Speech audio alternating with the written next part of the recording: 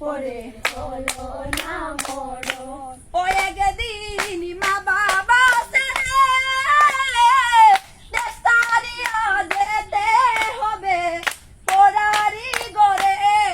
একদিন মা বাবা ছেড়ে দেশ ছাড়িয়া যেতে হবে পরারি ঘরে।